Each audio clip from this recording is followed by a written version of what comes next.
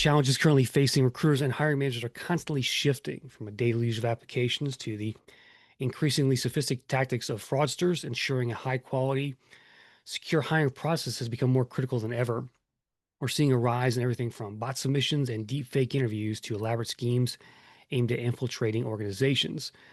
Vendors are taking note. Greenhouse Software has just announced significant new features to combat these very issues. Their Real Talent solution aims to help companies navigate the chaos, identify the best candidates, and secure their organizations against fraud and spam.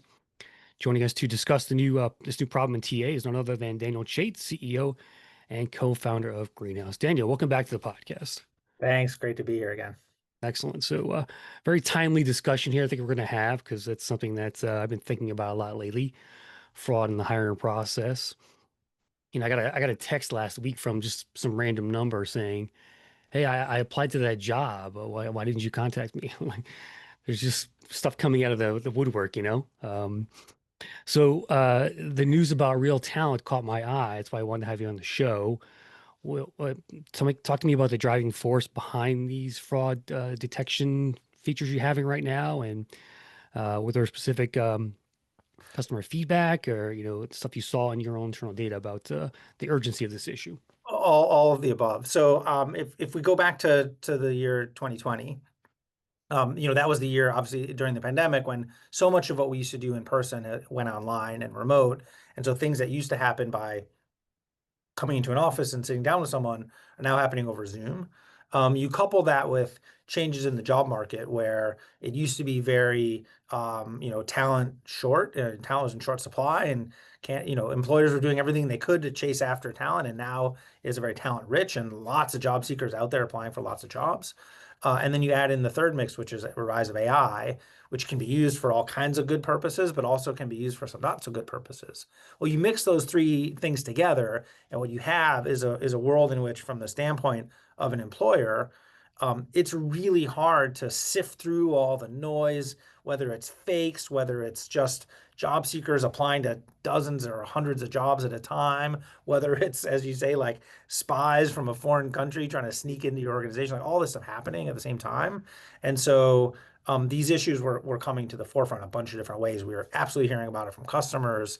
All these things are issues that I saw firsthand from a customer or multiple customers. We were seeing it in our data. We do surveys of thousands of companies around the world, and of course, you're reading about some of these things in the press too. Yeah, it's really impacting. The recruiter's time and just the organization's focus. I think, right? It's going to become a time suck for many companies. Yeah, well, it already has. I mean, our data shows that the average amount of applications per job has gone up 100% over the last couple of years. And so application volumes are up. Recruiting teams aren't getting any more resources, and so they're having to do a lot more with less. And it just feels like a real struggle, even before you factor in the issues of trust and fake. It's just the volumes are way up, and so it's just harder than ever to have to sift through. And then when you add into that you don't always know who you're talking to, you don't know what they're doing in that job interview that may be outside the bounds of what you're allowing, and it can feel risky as well as just inefficient. Yeah. So the new features they're described as AI driven. Can you walk us through how your software identifies and flags suspicious applications? Take us through some of the use cases there. Yeah, absolutely. So, there are a bunch of patterns that we can find in the data about who is and who isn't an attacker. And so, as we analyze patterns of traffic from these attackers, we can see certain suspicious patterns in that data. And then, because we get such volume on the platform, we get about 22 million job applicants a month.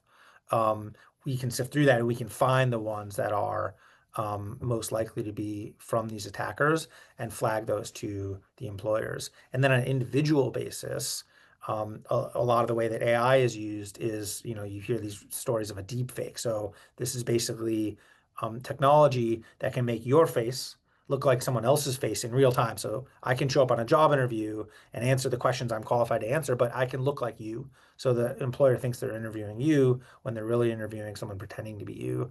And again, AI can help uncover those kind of deep fakes and figure out who the real person is. Yeah. describe what it looks like for the recruiter end in terms of when they're looking at Greenhouse and seeing some of this stuff. Yeah, so with the Real Talent product, they'll basically see a couple of things new.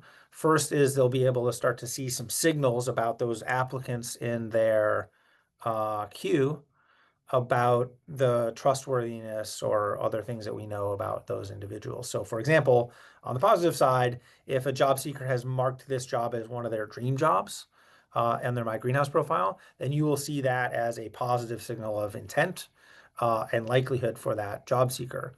On the other hand, if they say fail an ID check, and they can't be proven to claim who they are, then that'll show up as a conversely as a negative signal, and then those can be bucketed by the customer. Okay. While fraud detection is crucial, Daniel, there's always concern about unintentionally flagging legitimate candidates. Talk to me with that balance there. How you guys approaching that aspect of it? Yeah, we're thinking about this really through the lens of candidates and job seekers as well as employers. And, from the standpoint of a job seeker, it's no good out there. They're having to stand out through a sea of applications. A lot of them are AI generated slop. And so when you're like the perfect job seeker for perfect candidate for a job, and there's 1,000 other resumes in front of you in line that were generated by someone else's bot, like that's not great. And so giving our job seekers an opportunity to stand out and to connect to the right job for themselves really helps them.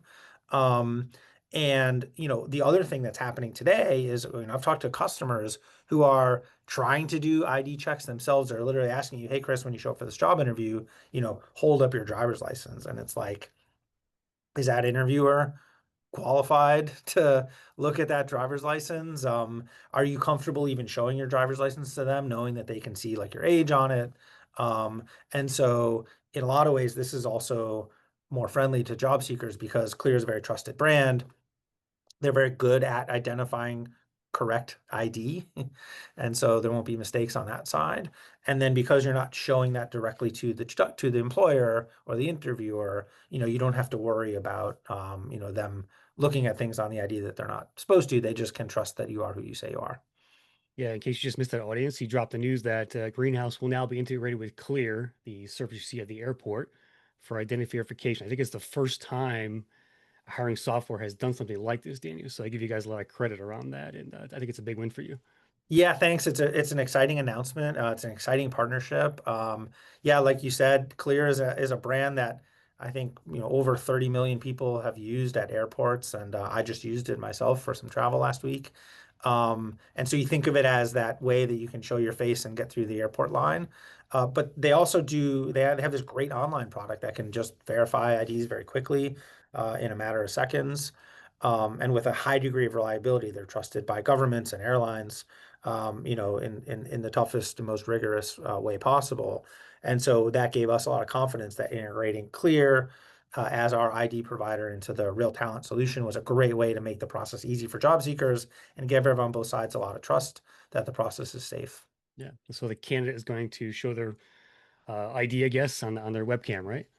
Yeah, so basically the way it works is if the first time through, you show your ID and it looks at that plus unique features of your face and it creates sort of a digital fingerprint, if you will, of who you are.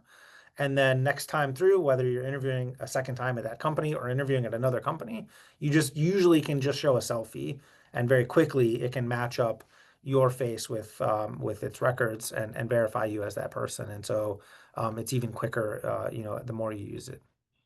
I keep thinking about the Star Trek 2 movie where Kirk stands by for a retina scan. Remember that? That's a deep cut. Yeah, yeah, we're kind of there. We're kind of there. What future trends do you see around this, Daniel? Like I could see a day where um, job seekers have their own essentially bots, basically acting as them, right? I mean, is that something you think is going to happen? Well, I think job seekers already in a lot of ways do have that, right? They're already out there using tools to find jobs that they want to apply for, automatically customize their resume and cover letter and actually apply to those jobs. In some cases, even answering knockout questions on their behalf. So it's already happening. I think that's going to continue to happen. making it harder and harder for people with like high intent and a Yeah. lot of investment in a given job to stand out and get that job. And you've got these bad guys, and we've read in the press, these North Korean, organized, scaled efforts to infiltrate remote jobs is pretty scary. And then there's just, people, I say just, then there are these kind of commercial sort of call center, efforts out there as well to try to, scam their way through and do wage theft and stuff. It's kind of scary. And I think if history's any lesson, these problems are going to get worse. The efforts are going to multiply, and the adversaries are going to adapt. So you put up a wall, they find another way around it. So it's going to be a constant arms race, and I think this is a product that we're going to have to keep investing in order to keep it safe. Yeah. And I think that these features, definitely, I mean, obviously improve the overall quality of hire for your customers. What's the expected effect on retention and business performance, do you think? Yeah, well, I mean, quality of hire speaks straight to that. So the better you can be as a company at efficiently finding the best person for a given job and making sure that you're, winning and giving a great experience to that person so they accept the job and you can bring them on, your quality of hire goes up. That definitely has lasting impact on, positive business outcomes. Those people are going to stay longer. They're going to tend to have higher performance. They're going to have higher engagement, which is going to make it a more positive experience and make it easier to recruit other talent. And so I think the ROI of great hiring is long been shown. And I think the challenges that are new around it's happening in an online world. There's these frauds happening. People are cheating on job interviews. I talked to a customer in the healthcare space who caught someone cheating on a job interview for a clinical role. Oh, So, wow. you want to talk about business performance. I mean, this is literally human health and life in the hands of these employees. And if they hadn't caught that person cheating on the job interview, they might have hired someone unqualified in a clinical capacity. Now imagine, the impact, to your business on that, but imagine the impact to people on that. So, getting these hires right and preventing these type of risks, has a tremendous amount of there's a tremendous amount at stake. Yeah. Interesting. What's the rollout plan for real talent? Give us a sense of, and also, is it part of the overall product now? It's not extra or in terms of pricing or? Yeah, so we haven't announced the packaging options yet, but that'll be rolling out throughout Q3 Gotcha. of this year. And I guess finally, Daniel, it's middle of 2025 now. What are your customers telling you these days about just the overall state of hiring and how they're feeling out there?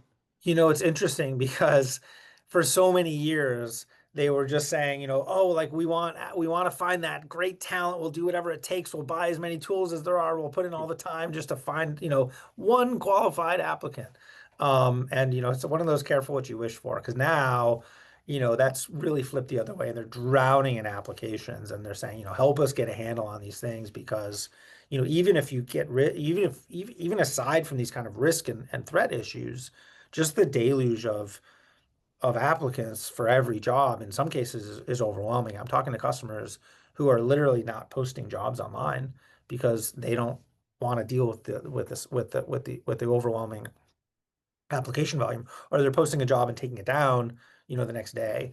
And so getting a handle on all that volume is a big issue for customers. And then when you add in the fact that like you're kind of playing resume roulette with each person and hoping that they're real, um, you're hoping that they're not cheating on the job interview or using an AI co-pilot. The rules of the road are really unclear around using AI. In job interview, we published guidelines that for job seekers to applying for jobs at our company, and it raised some real questions about what's allowed and what isn't allowed, and the norms are changing, the technology and tools are changing, so it's just a lot to handle. And I think recruiters are not historically as well equipped to deal with some of these issues. They're great at recruiting, but they're Yeah. not security experts. They're not experts in fraud. Um, and they're having to handle these things at scale and at volume with kind of really tight budgets. So they're feeling the pain. Yeah. It was great quote there, resume roulette. So I guess that's the phrase for 2025, I guess. It feels like it is, yeah. Daniel, appreciate your time today. I know you're back from some travels. I'm sure you're pretty busy out there, but appreciate you stopping by here on RecTech. Always a pleasure to speak. Thanks. That will do for this episode of the RecTech podcast. Thanks again to Jobcase and Dahlia for the sponsorship. Be sure to follow myself and RegTech Media on LinkedIn to see every podcast, video, and blog that we publish. Thanks for tuning in, everyone. And remember, always be recruiting.